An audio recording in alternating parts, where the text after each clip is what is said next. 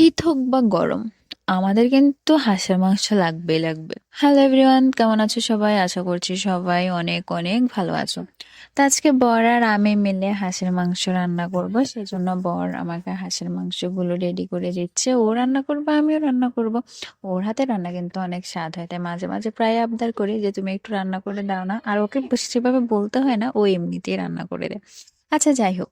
তো এদিক দিয়ে দেখো, আমার দিদিকে বললাম, দিদি মাংসটা একটু পশমগুলো পরিষ্কার করে দাও, আমি রান্না করব, তোমার আজকে রান্না করতে হবে না। তারপর আমি এটার মধ্যে হলুদ মেখে পশমগুলোকে একটু ছেঁকে নিয়েছি, যেহেতু পশম যদি থাকে ওটা যেন পোড়া লেগে যায়।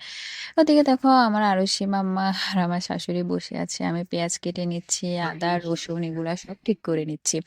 আর আমার বরকে বলেছি হ্যাঁ মাংসটা কেটে দিতে, ও ভালোভাবে মাংস কেটে দিচ্ছে, তারপর কিন্তু মাংস ধুয়েও দিবে। এখানে নিয়ে নিয়েছি পেঁয়াজ, নিয়ে নিয়েছি শুকনা মরিচ, নিয়ে নিয়েছি এলাচ লং দারচিনি কাঁচামরিচ, তারপরে নিয়েছি আদা রসুন টমেটো।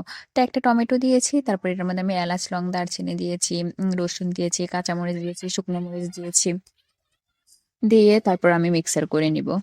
আমার মিক্সার হচ্ছে, আর এদিক দিয়ে ওদের ধোয়া দেখছে আমি কিভাবে কিভাবে পরিষ্কার করছে আমার বরটা, সেটাই দেখছিলাম, একটু করে ভিডিও করে নিয়েছি। এবার বসিয়ে দেবো রান্না, আর দেরি করে লাভ নেই।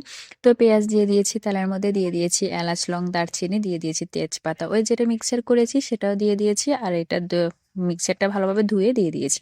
দিয়ে দিয়েছি হলুদ গুঁড়া, দিয়ে দিয়েছি মরিচ গুঁড়া, আমাদের ঘরে একটু ঝাল বেশি খায় তাই ঝালটা একটু বেশি দিয়েছি। দিয়েছি জিরা গুঁড়া, দিয়েছি ধনিয়া গুঁড়া, কাঁচামরিচও দিয়েছি, শুকনো মরিচও দিয়েছি, আবার লঙ্কার গুঁড়াও দিয়েছি, মানে ঝাল যে বেশি খায়। তারপর মশলাটা কষিয়ে নিচ্ছি, মশলাটা কষিয়ে এবার মাংসটা দিয়ে ভালোভাবে নেড়ে চেড়ে নিচ্ছি। যখন মাংসটা কষানো হয়ে যাবে তখন এর মধ্যে দিয়ে দিব জল। তো মশলাটা কষানো হতে হতে আমি রেডি করে নিচ্ছি ফলাউর চাল। ফলাউর চাউলের জন্য এখানে আমি 1 কেজি পরিমাণে চাউল নিয়েছি। আর এদিকে আমার মাংসটা দেখো একদম কম, এটা থেকে একদম জল বের হয়ে গিয়েছে। তো আমার বড়টা মাংসটা দেখছিল, আর দিদি কি যেন একটা কাজ করছিল, আর আমি এদিক দিয়ে চাউলটা রেডি করছিলাম। তো এরপরে পোলাওটা বসিয়ে দিব, মাংসটা আরো কিছুক্ষণ কষিয়ে এর মধ্যে জলটা দিয়ে দিব। জল দেওয়ার আগে আলুগুলো দিয়ে দিব। আলুগুলো দিয়ে মাংসটা ভালোভাবে কষিয়ে নিব, কারণ আজকে কাঁচা আলু দিচ্ছি, আলুগুলোর ভাজিনি, কাঁচা আলু দিয়ে রান্না করছি, তাই একটু কষানোর আগে দিয়ে দিয়েছি। তারপর এর মধ্যে দিয়ে দিয়েছি জল, এই দেখো জল দেওয়াতে কালারটা কিরকম এসেছে।